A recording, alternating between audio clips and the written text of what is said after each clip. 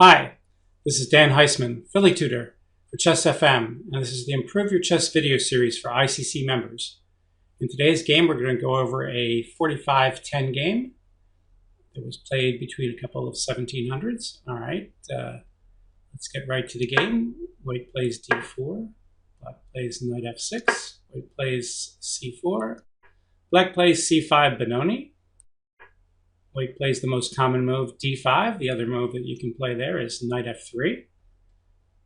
Now, I looked this up in a database, and I was surprised to find that the modern Benoni, e6, is only played about half as often as the move played in this game, the Benko gambit, which shows you how popular the Benko is. One of the reasons the Benko is popular is it's fairly easy to play for black. It's pretty easy to get all your pieces out. It's pretty easy to, get some sort of initiative. Obviously, you're giving up a pawn in the main lines, but it's actually a pretty easy opening to play, at least for the first few moves. So white accepts the gambit, at least for the first move, a6, and white takes. Bishop takes, knight c3, d6, and now white has a choice of what he wants to do with the king bishop. He can trade it off for the other bishop at the cost of castling, which isn't too disastrous because he can play h3 or g3 later and put the king on one of those squares. Or he can fianchetto the bishop right away and castle without trading bishops.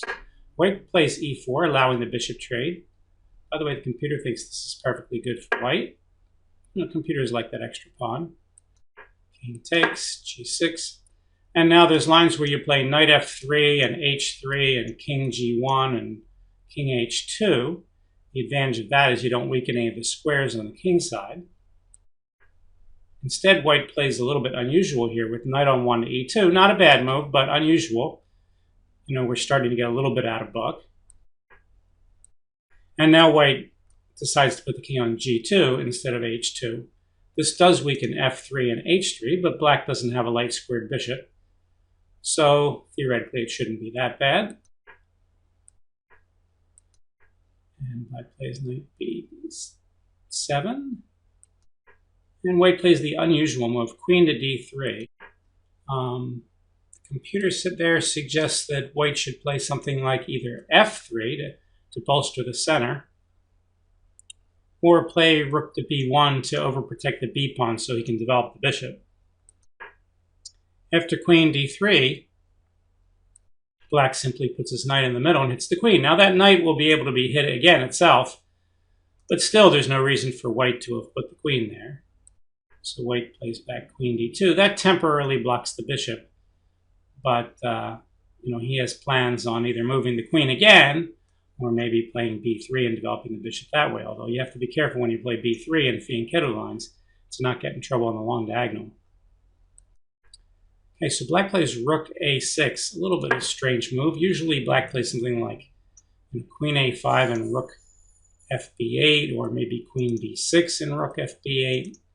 The idea of putting a piece on the b file ties down the bishop to here, at least until white decides to move another piece to guard it. Rook a6, f4, driving that knight back away. And the queen returns right to d3 again, hitting the rook on a6. All right, so here black plays the move the computer likes the best, which is queen a8. And the engine now suggests a move like queen to f3, putting the queen behind the pawns and getting the pawns going. Obviously, that's white's plan here. He's not going to make too much progress to the queen side. So first he guards the a pawn against the attack on the semi-open file. That way his knight and his rook are free to do other things. As I said, computers